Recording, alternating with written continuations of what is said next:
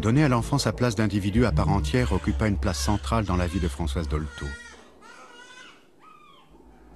Mais d'où est venue son incroyable détermination? Comment est apparue son audace constante pour donner à l'enfant sa vraie place de sujet? Ce désir militant pour l'enfant, comment et quand s'inscrit-il chez la petite Françoise Marette? Est-ce à sa naissance? Est-ce au tout début de sa vie? La petite Françoise est confiée à une jeune nurse irlandaise qui l'adore, ne la quitte jamais, lui parle anglais au point que ses parents doivent lui parler cette langue pour obtenir un sourire. Mais cette nurse merveilleuse est aussi une jeune délinquante. Elle emmène le bébé avec elle dans le bordel de luxe qu'elle fréquente en cachette pour des fêtes inavouables et des approvisionnements en cocaïne. Françoise vit ainsi, follement aimée par cette jeune fille étrange. Mais à 8 mois, les parents découvrent le poteau rose et la nurse est renvoyée sur l'heure. Après cette séparation brutale, la petite Françoise attrape une double bronchopneumonie et n'est sauvée que par l'instinct de sa mère qui la tient serrée contre sa peau 24 heures durant. Cette épreuve si douloureuse et reçue aussi jeune a-t-elle fondé chez Françoise Marette ce désir de sauver les enfants qui prennent des coups semblables dans leur enfance? Cela est possible. En tout cas, la petite Vava grandit dans une famille heureuse et gaie. Elle est la 4e d'une famille de 7 enfants, marquée par la culture chrétienne et monarchiste que partage la bourgeoisie parisienne du 16e arrondissement.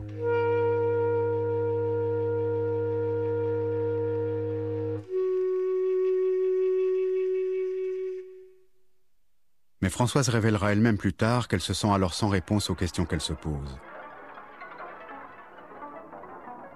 Les nurses supportent mal son impertinence, ses questions, sa vitalité.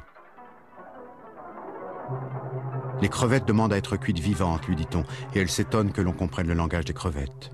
On se moque d'elle, mais on ne lui donne aucune réponse, et quand elle pose trop de questions, elle est privée de dessert. Je vois que je suis née trop tôt dans un siècle trop vieux, dit-elle à 8 ans. Solitaire et observatrice, elle vit tous les jours les difficultés de communication entre les enfants et les grandes personnes. Elle voit bien que certains adultes n'arrivent pas à comprendre et à se faire comprendre des enfants. Cela détermine sa vocation. Françoise affirme déjà qu'elle sera médecin d'éducation.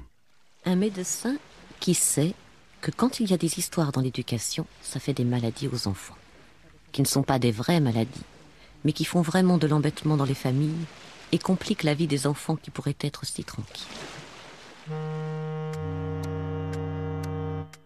En pleine guerre de 14, son oncle et parrain chéri, celui qu'elle appelle son fiancé, Pierre Demler, tombe au front.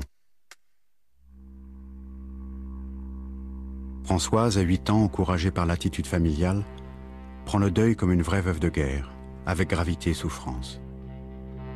Elle dira plus tard qu'elle refoulera pendant longtemps tout sentiment amoureux après ce deuil injustifié. Le 30 septembre 1920, un drame anéantit la famille Marette. La sœur aînée de Françoise, Jacqueline, séduisante jeune fille aux yeux bleus, brillante, admirée des garçons, adulée par ses parents, meurt d'un cancer. En 1920, Jacqueline a 18 ans, Françoise en a 12. La veille de sa première communion, sa mère lui annonce que Jacqueline, à moins d'un miracle, est perdue. « Prie, lui dit-elle, prie. Dieu peut faire un miracle quand un enfant très pur fait une prière. Il n'y a pas plus pur que la prière d'un enfant qui fait sa première communion. » 2 mois après, Jacqueline meurt dans les bras de sa mère.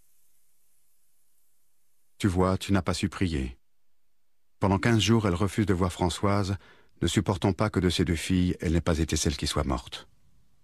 Notre sœur aînée est morte à 18 ans, c'était une superbe fille qui est morte d'un cancer très rapidement.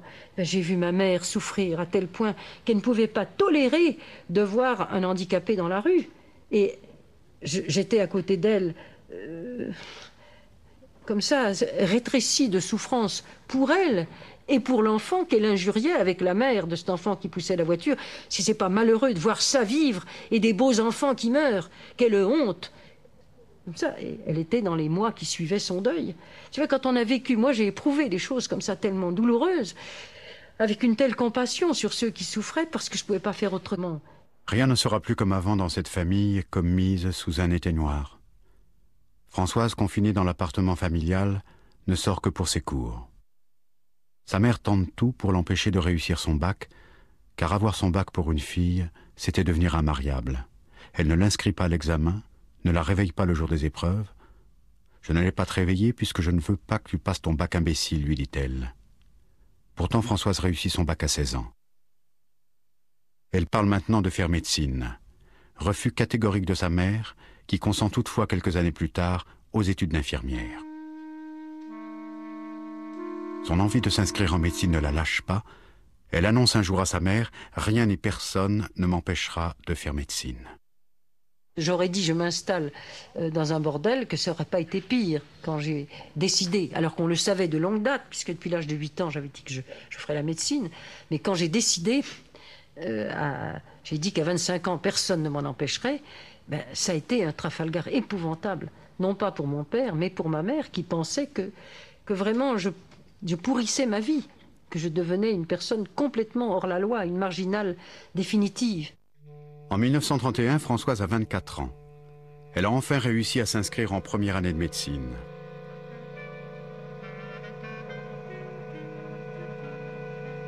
Deuxième, puis troisième année, elle réussit brillamment au désespoir de sa mère. Mais pour Françoise, l'air devient alors irrespirable à la maison. Totalement empêtrée dans des culpabilités accumulées depuis la mort de Jacqueline, Françoise souffre beaucoup. Son malaise s'accentue. Elle perd le sommeil, va mal. À tel point que son père, attentif à toutes les découvertes récentes, lui conseille d'entamer une psychanalyse.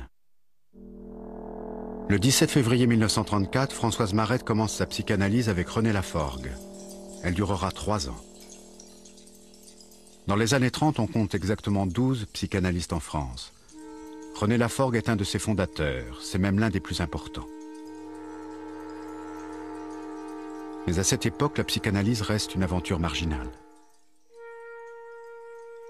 Freud, il est à Vienne, et puis c'est le scandale, c'est le sexe. Alors, le milieu médical parisien est terriblement conservateur et pas mal antisémite à l'occasion. Alors, ces histoires d'arrivée d'Autriche, où il est question de sexe, je prends ça avec des pincettes. Très vite, la psychanalyse libère Françoise Marette de ses difficultés. Elle poursuit ses études avec leur cortège de stages obligatoires dans les hôpitaux, dans les services d'enfants en particulier. Elle y découvre la réalité de la situation faite aux enfants qui ont des troubles du caractère et qui vont mal.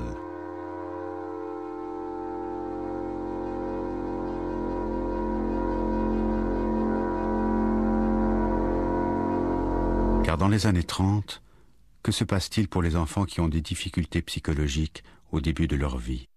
À l'époque, on les hospitalise quand ils sont bruyants, violents, et sinon, tant qu'ils sont supportables en famille, on les garde en famille. Alors, ils arrivent à l'hôpital, mais il faut aussi voir l'hôpital de l'époque et pas seulement l'hôpital psychiatrique. L'hôpital général, c'est des salles de 20 à 40 malades, que ce soit à l'Hôtel-Dieu, aux enfants malades ou en hôpital psychiatrique. Et puis, là-dessus, on fait beaucoup d'examens pour essayer de comprendre. C'est une période de recherche très importante. Et puis, on a alors des entretiens. On sait déjà que la parole est un bon moyen de traitement. Mais on a extrêmement peu de médicaments. On a les séquelles de la vieille pharmaceutique à base de plantes, la valériane, la jusquiame, le tilleul, on donne des bains de tilleul, enfin, toutes ces choses qui paraissent aujourd'hui délirantes, mais qui à l'époque étaient tout ce qu'on avait, on n'avait pas plus. Et puis, il n'y avait pas beaucoup de personnel, et surtout, il n'y avait pas d'argent, parce que les hôpitaux psychiatriques étaient appartenaient au département. Les stages se succèdent. En 1935, un remplacement à l'hôpital pour femmes de Maison-Blanche la plonge dans l'horreur de la psychiatrie d'adultes. Elle se dit « On ne peut rien faire avec des adultes aussi atteints, c'est trop tard. C'est avec les enfants qu'il faut travailler, à la prévention des troubles qui, plus tard, feront les états mentaux irréversibles. » Le 5 mai 1936, Elle commence un stage dans le service de psychiatrie pour enfants à l'hôpital de Vaugirard, chez le professeur Georges Heuillère. J'ai appris, horrifié chez Heuillère, ce qu'il ne fallait pas faire. Le pédiatre se devait d'être en empathie avec l'enfant dont il s'occupait.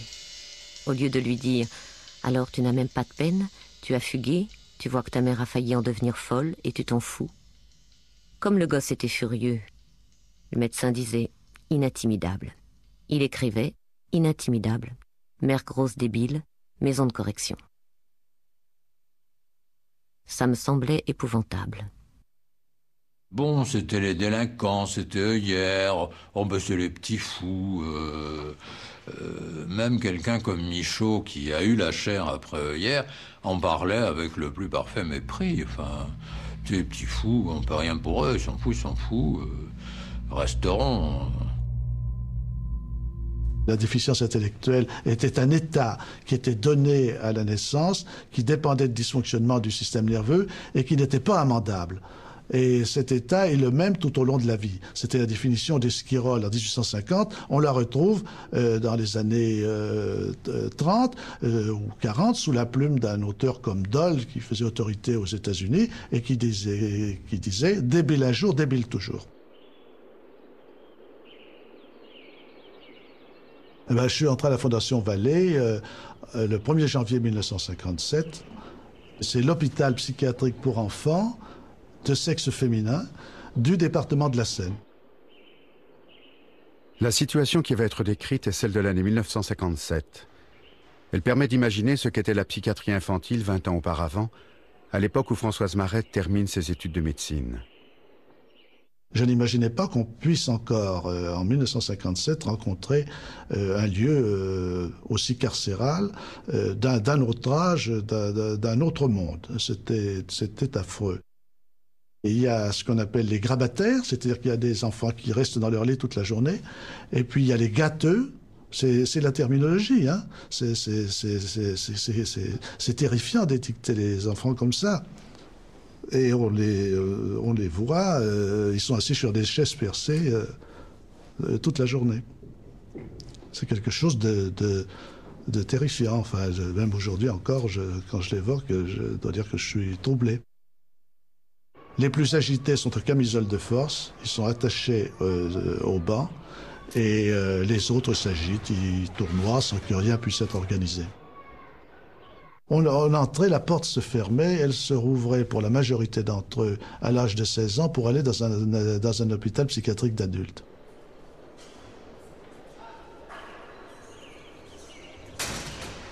En 1937, Françoise Marette termine sa psychanalyse avec René Laforgue, qui a été impressionné par les qualités de cette jeune étudiante. Il la pousse à devenir elle-même analyste. Cette année 1937, dans le service du professeur Heuillère, Françoise Marette fait une rencontre décisive.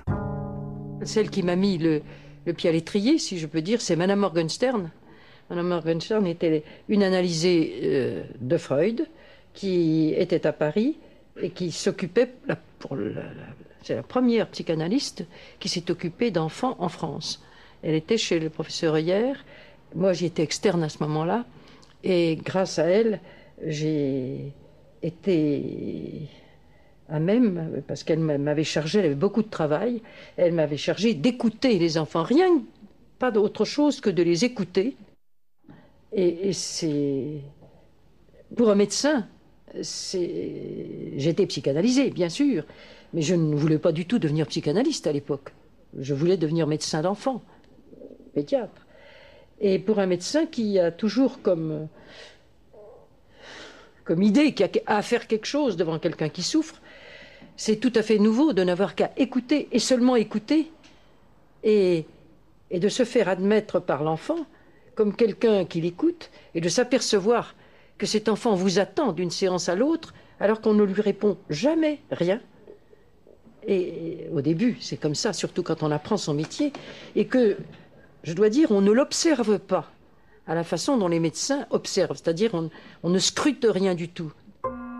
À partir de cette époque-là, pour Françoise Marette, la psychanalyse et la pratique de la médecine deviennent indissociables. À l'hôpital des enfants malades, elle tient tous les jours la consultation des urgences. Elle y voit toutes les sortes d'enfants. Les enfants dont les autres internes en avaient marre et n'en voulaient pas. Ils en avaient marre parce qu'ils faisaient des mares de pipi. Ils avaient beau supprimer la boisson, gronder, menacer de couper Zizi, tout ça ne faisait rien du tout. Alors ils disaient « Nous avons là une consoeur qui s'intéresse beaucoup au pipi au lit. Allez donc la chercher. » Parce que j'étais à la consultation de la porte, une personne un peu farfelue que tout le monde aimait bien, qu'on trouvait drôle, qu'on était tranquille quand on lui laissait sa garde. J'étais sympathique, et moi j'avais en sympathie tout le monde. J'essayais d'expliquer à tous le rôle du psychique dans le somatique. Alors certains écoutaient, d'autres pas. Ça a fait son chemin, mais à l'époque c'était absolument révolutionnaire. J'étais celle qu'on appelait la folle. 1938. Françoise Marette renonce à un avenir hospitalier par aversion pour le carriérisme stérile qui règne dans la hiérarchie hospitalière de l'époque. Elle préfère agir plus vite et s'installer comme médecin d'enfants.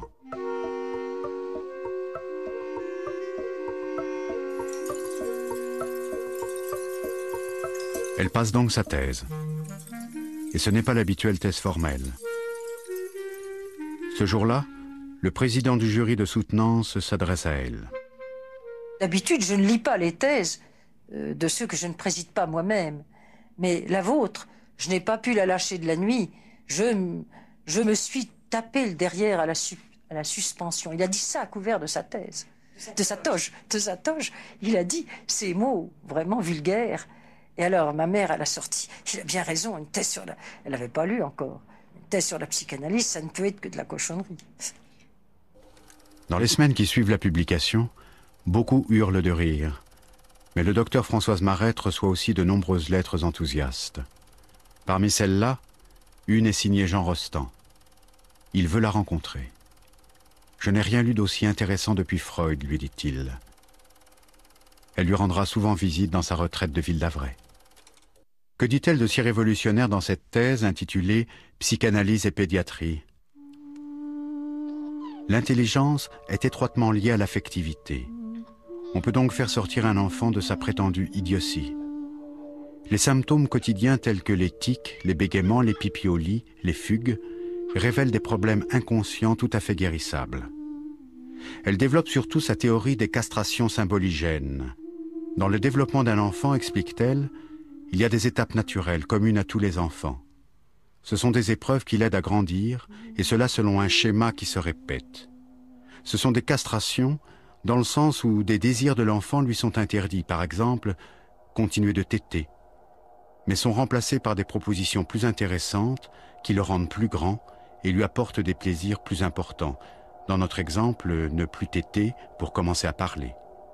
Elle explique qu'un pédiatre devrait absolument connaître tout cela pour soigner les enfants. L'intelligence des hommes du XXe siècle s'est ouverte non seulement à l'énergie de la matière et à la recherche de sa maîtrise, mais aussi à celle de la puissance inconsciente de la libido. Le sentiment de la responsabilité n'en est que plus grand. Je dédie ce livre aux pédiatres. C'est le premier livre qui, au fond, est fondateur en France de ce que va devenir la psychanalyse d'enfant. C'est la première fois qu'on définit ce que doit être le cadre de la psychanalyse d'enfant.